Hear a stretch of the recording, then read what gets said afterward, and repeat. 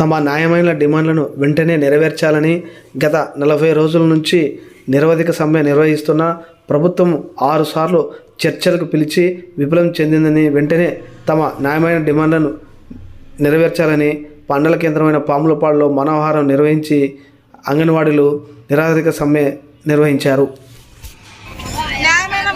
మన కోరికలు న్యాయమైనవి అని చెప్పేసి మనం రోడ్లు ఎక్కి 40 రోజులు అవుతుంది. ఏమాత్రం సమస్యలు పరిష్కరించలేని మంత్రులు ఉన్నారు. 6 సార్లు చర్చలకు పిలిచి సమస్యలు పరిష్కరించలేక మళ్ళీ వెనక్కి పంపించిన మంత్రులు ఉన్నారు.